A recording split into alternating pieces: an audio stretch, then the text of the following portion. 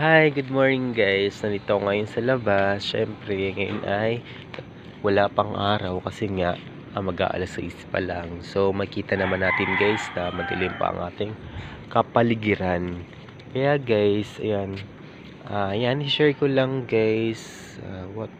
Ano ba yun? Parang may sunog. Sunog ba yun? Ayun guys, so nakita ko doon sa may dulo. May usok. Tsaka may apoy.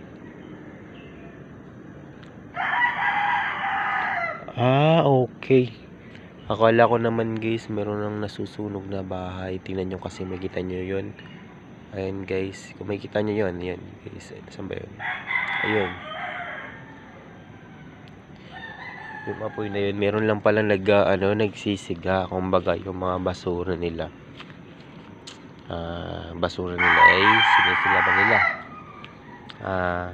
For example, yung mga dahon-dahon ng mga nalalaglag galing sa puno. Uso yun dati, yung mga ganyan pagsisilab.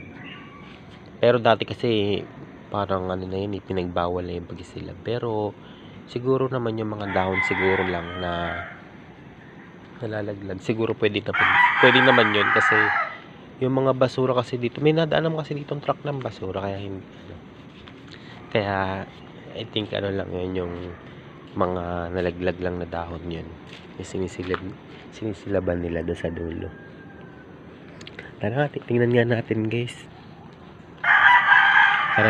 para hindi kayo nag-aalin lang pupuntahan. Ako lang yata yung tao dito sa may sa street na to naglalakad.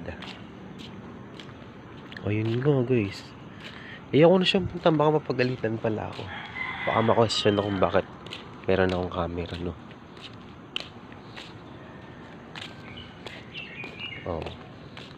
Oo nga, yun na nga. Yun na.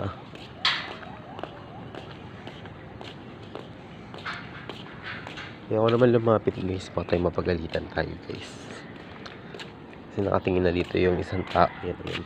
Ayoko na lumapit dun guys.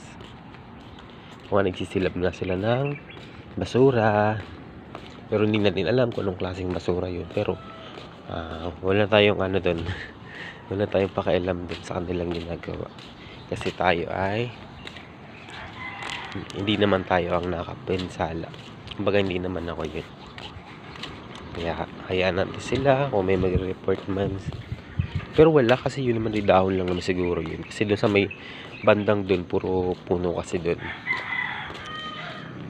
So yun lang guys, happy Thursday everyone. Ayan guys, Thursday na.